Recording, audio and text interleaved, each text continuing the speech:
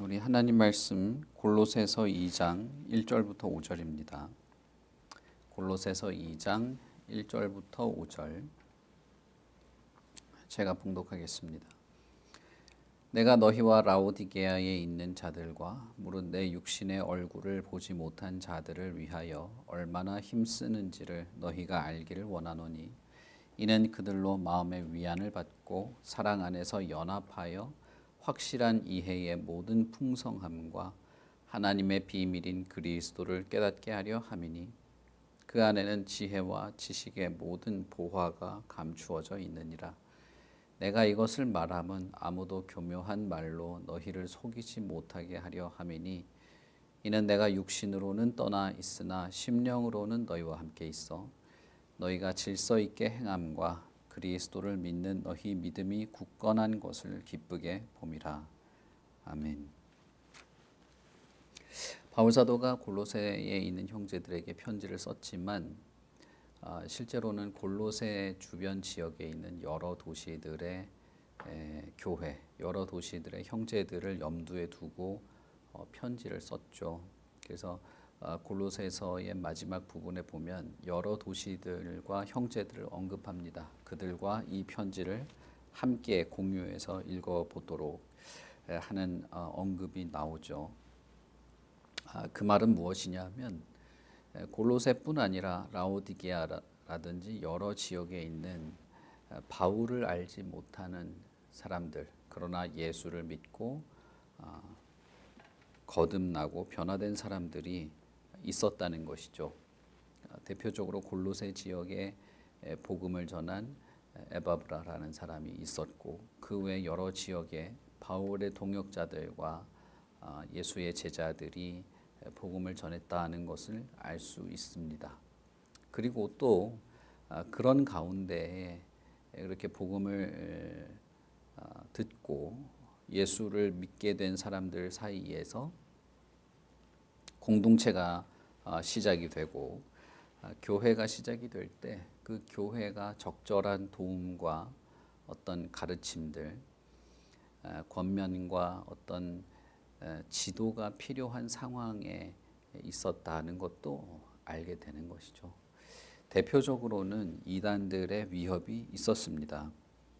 우리가 빌립보에서 본 것처럼 유대에서 오는 복음을 왜곡시키는 사람들, 이단들이 꽤 이 당시에 많았고 그리고 여러 민족과 여러 문화가 뒤섞여 있는 그 마게도냐 지역의 그 다문화적인 상황에서 교회 내부에서도 여러 문제들이 발생하고 있었던 것이죠. 특히 이제 인종이 달랐고 문화가 달랐기 때문에 그런 것입니다. 그런 면에서 바울 사도가 특히 복음, 예수 그리스도에 대한 어떤 이해, 그리고 그 이해를 바탕으로 교회의 여러 문제들을 극복하고 이겨내는 그런 일들을 자신의 편지에서 많이 했던 것을 우리가 알 수 있습니다. 빌립보서에서도 그 교회의 많은 문제들을 예수 그리스도로 이겨내도록 권면을 하고 로마서에서도 로마서 12장부터 시작되는 그 교회에 대한 권면을 하기 전에 1장에서 11장에 이르는 아주 긴 장을 그리스도에 대한 어떤 설명으로 할애를 하고 있습니다. 골로새서도 마찬가지입니다. 골로새서도 1장과 2장 그리고 3장 초반부까지 그리스도에 대한 설명을 하는 것이죠. 그리고 나서 골로새 교회에 있는 실제적인 문제들 그리고 그 주변 지역에 골로새가 있었던 주변 지역에 있는 라오디게아 같은 도시에도 있는 그런 실제적인 문제들을 권면을 하는데 사실상 그 모든 권면의 근본 그 기초에는 그리스도에 대한 이해를 바탕으로 그 여러 문제들을 이겨내도록 하는 것입니다.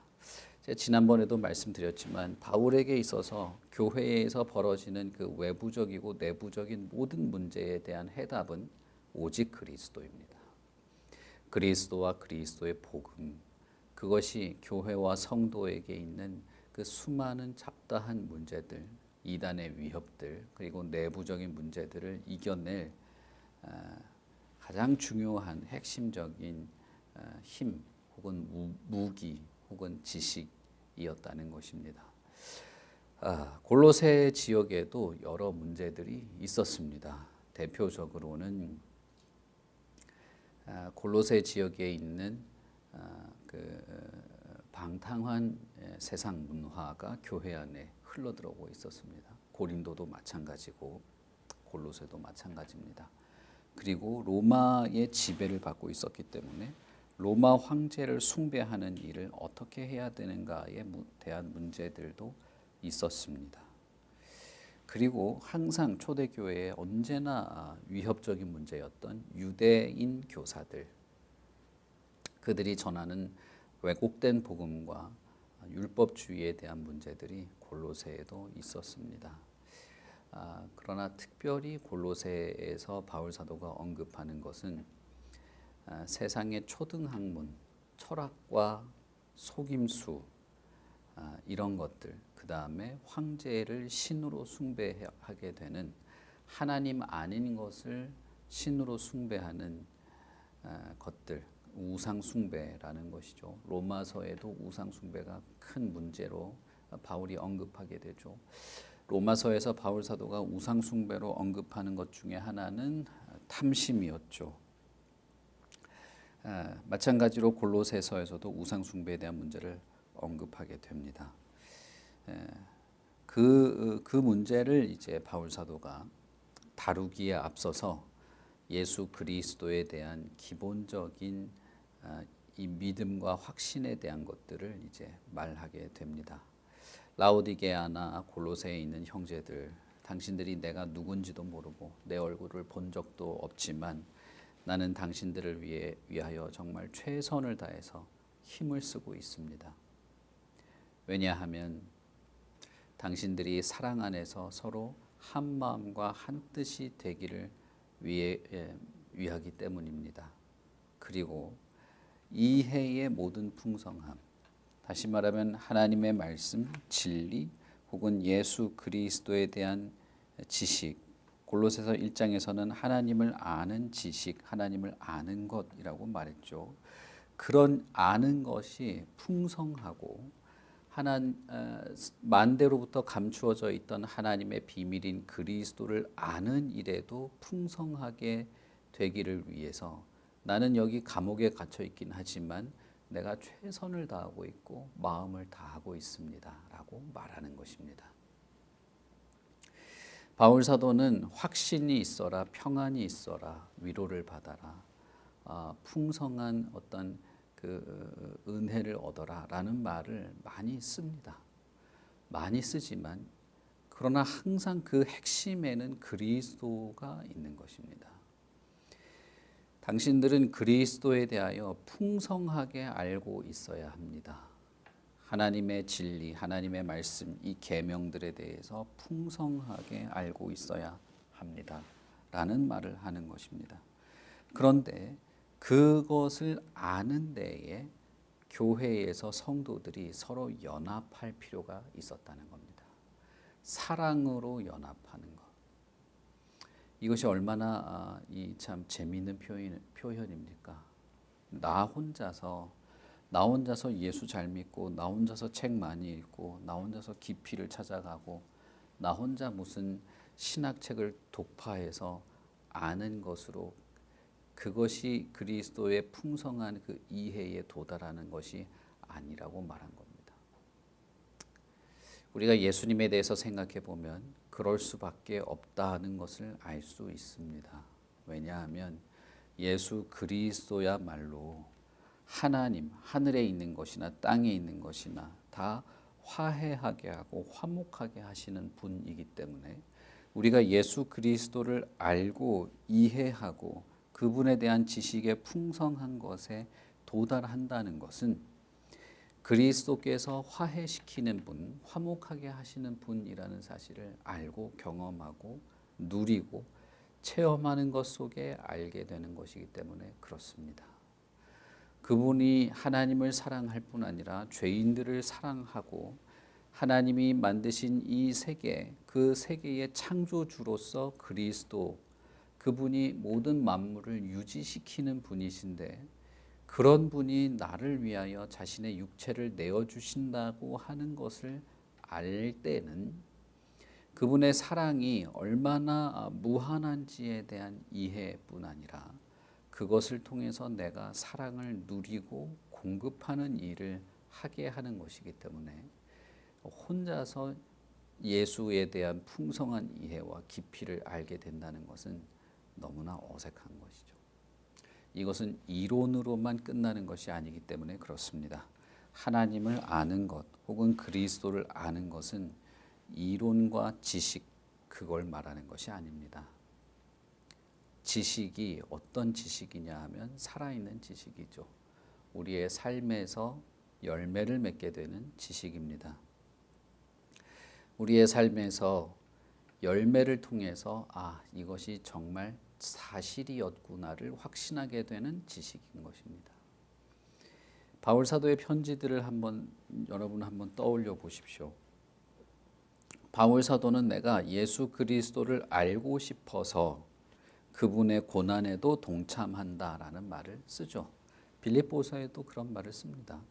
그 전에 이제 고린도서에서도 그런 말을 쓰고 여러 편지에서도 바울은 비슷한 표현을 합니다. 나는 그리스도 안에서 나라는 사람이 발견되고 싶고 내가 그분을 잡으려고 달려가고 있는데 아직 내가 도달하지는 못했다.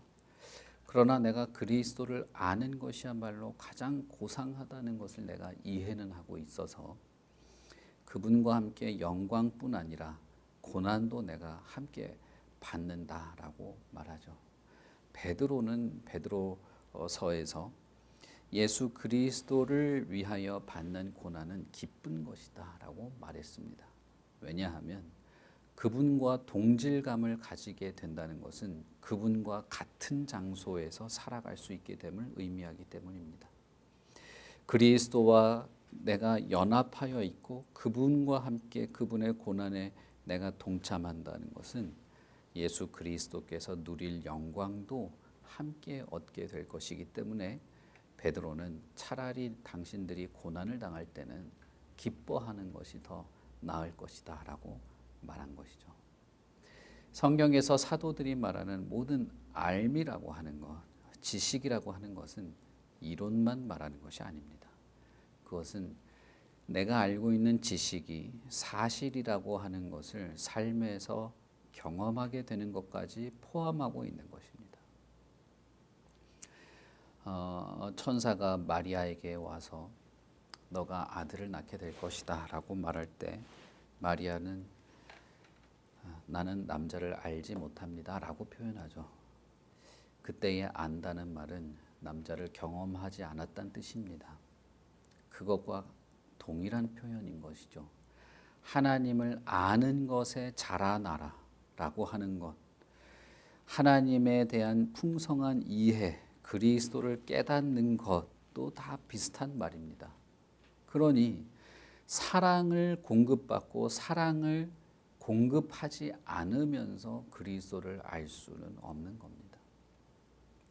내가 그리스도와 하나님의 그 풍성한 은혜와 사랑을 알고 누리고 그것을 표현하지 않으면서 하나님을 안다고 말하기 어렵고 내가 그리스도 안에서 여러 형제들, 교회 안에서 내가 연합과 일치와 한 마음과 한 뜻에 성령의 인도하심을 따르지 않으면서 삼위일체 하나님에 대한 존경심이 나타나지 않는 것입니다.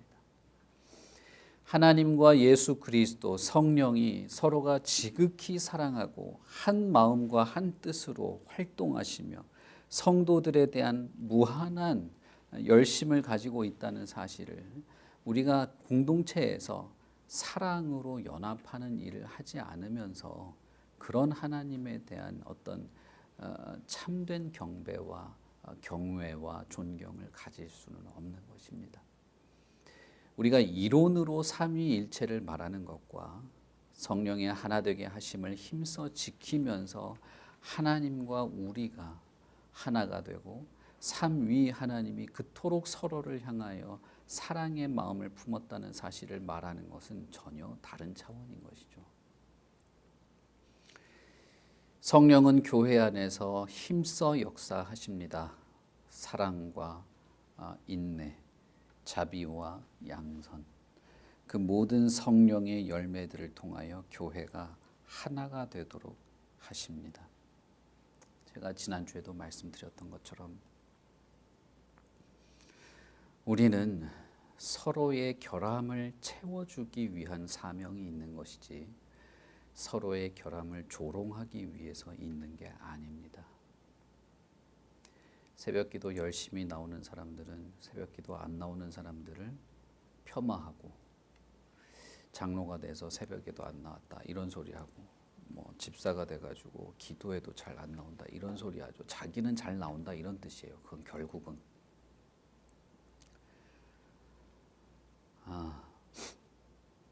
그것 말고도 너무 많죠. 너무 많습니다. 가장 가까이에서 가장 그의 마음과 진심을 지지해주고 용기를 북돋아주고 힘을 공급하고 더 잘하도록 도와줘야 될 사람이 오히려 조롱하고 욕하고 폄하하고 비난하는 일이 얼마나 많습니까? 신앙과 어떤 하나님에 대한 열심을 나타내야 되는 일에서 비난하는 일이 정말 많습니다. 당신 그런 식으로 할 거냐고, 그 정도밖에 안 되냐고, 그런 거죠.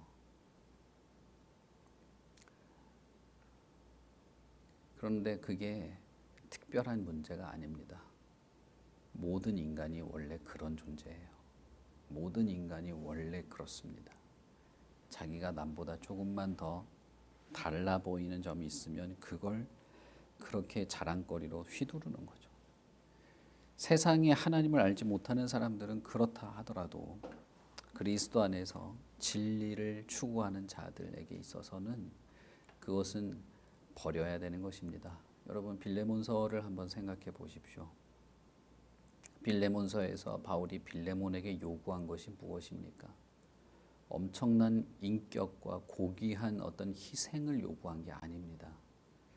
빌레몬에게 바울이 요구한 것은 그리스도에 대한 진심을 요구한 거죠. 그리스도에 대한 진심을 드러내라는 것이었습니다. 빌립보서에서 바울이 말한 것은 무엇입니까? 십계명을 인용하잖아요. 십계명에 있는 그 내용은 결국은 다른 사람을 살려주라는 것입니다. 다른 사람을 살려내라는 거예요. 도둑질하지 말라, 살인하지 말라. 그것은 너가 고매한 인격자로 살아라는 뜻이 아니에요. 다른 사람의 생명을 지켜주라는 뜻이죠. 다른 사람의 재산을 지켜주라는 뜻입니다. 예수 그리스도께서 그렇게 했으니 당신도 그 마음을 품으라는 겁니다. 그렇게 하지 않고 어떻게 그리스도의 풍성한 이해, 하나님에 대한 풍성한 이해가 가능하겠습니까?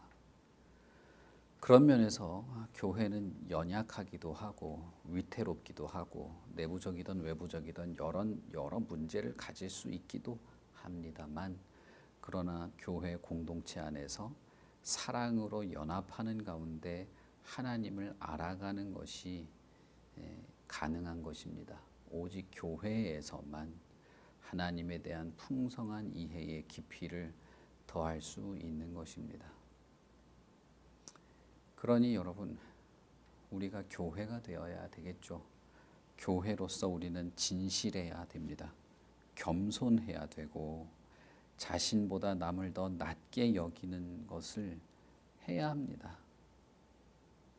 이건 여러분 말장난이 아니에요. 말장난이 아니고 그렇게 한번 해볼래? 그런 게 아니에요. 우리가 하나님 앞에 섰을 때 여러분 뭐라고 변명할 겁니까?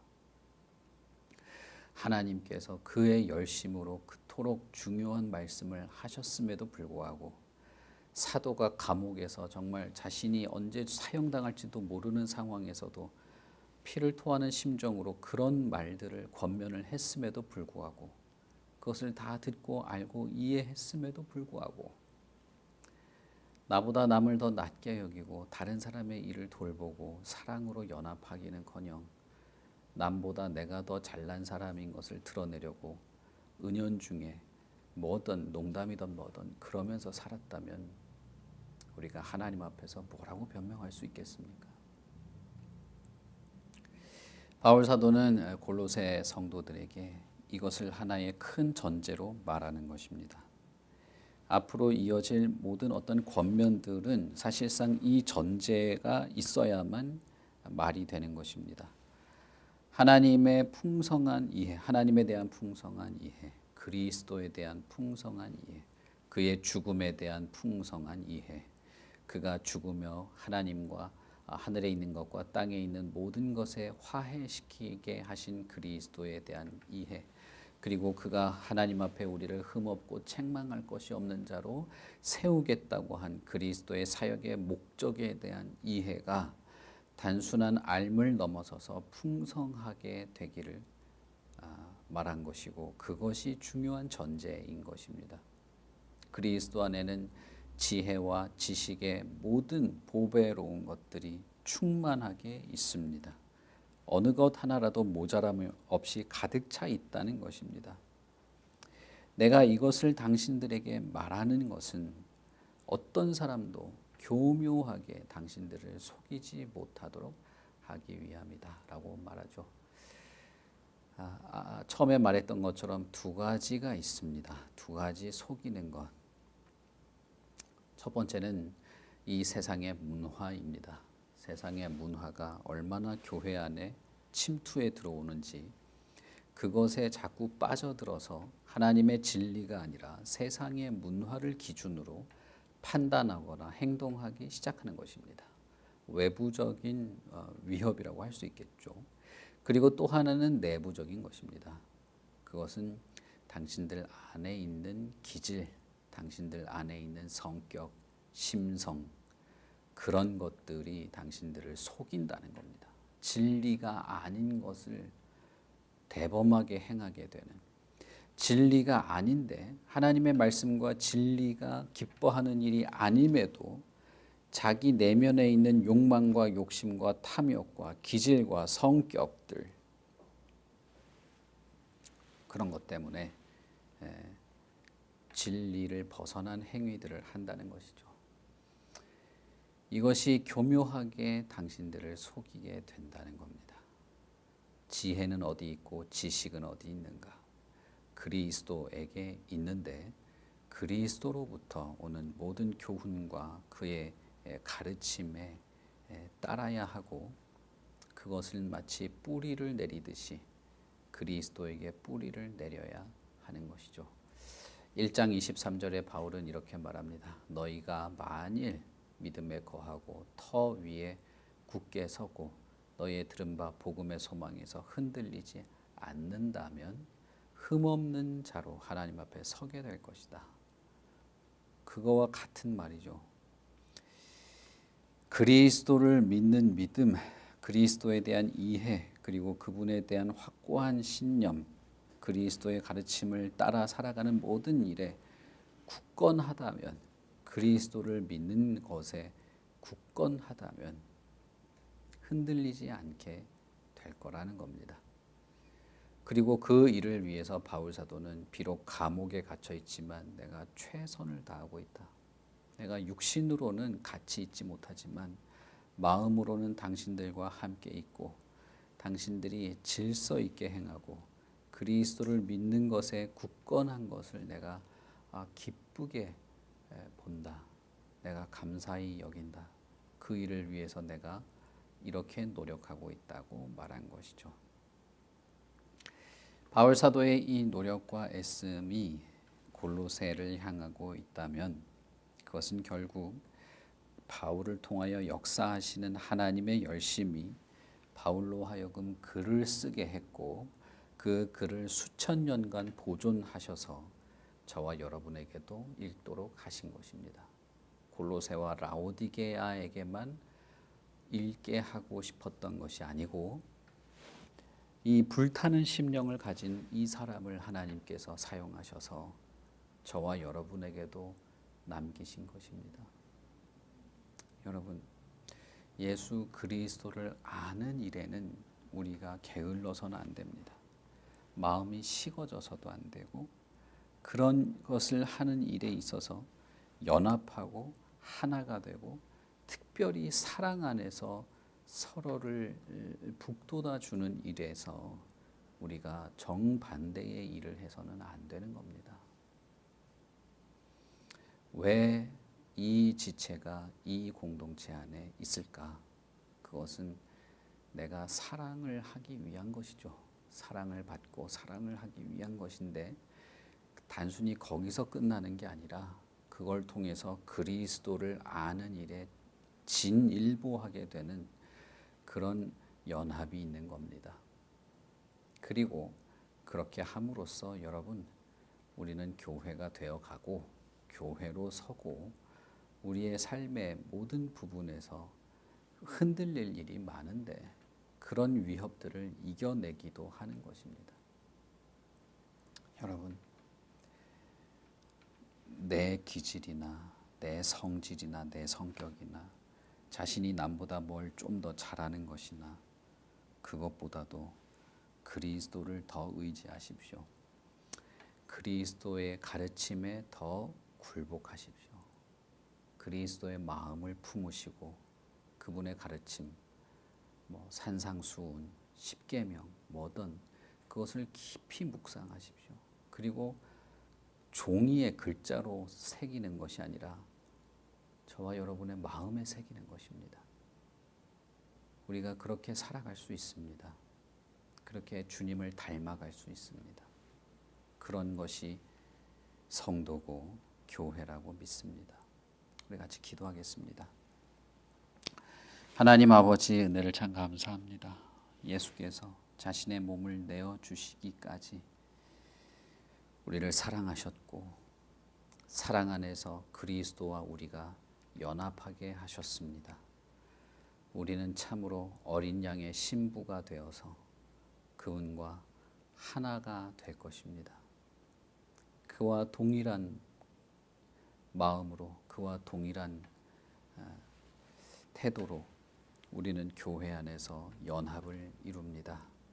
오직 그리스도 때문에, 그리스도를 우리의 중심에 두고 우리가 다 하나가 될 것입니다. 마음에 맞는 사람이 있어서 하나가 되는 것도 아니고, 내가 뭘 많이 참아주면서 하나가 되는 것도 아니고, 우리는 그리스도와 하나가 되고, 모든 성도는 그렇게 그리스도와 연합하기에 결국은 성도와 성도도 연합하게 될 터인데, 그렇게 우리가 그리스도를 중심으로 한 하나의 연합을 이루어 가도록 도와주시옵소서. 그 안에서 풍성한 사랑과 위로도 경험하게 하시고, 그리스도의 그 풍성한 이해, 하나님의 진리와 가르침과 교훈들에 대한 깊이도 알아가게 하셔서 우리를 넘어뜨리려는 모든 그 교묘한 속임수와 악의 위협과 죄의 유혹 앞에서 우리가 흔들리지 않고 굳건하게 서도록 도와주시기를 바랍니다. 그리스도에 대한 우리의 마음이 진심이고, 그리스도 또한 우리와 함께 하시는 줄 믿습니다. 성령께서 말할 수 없는 탄식으로 우리를 위하여 기도하시는 줄도 믿습니다.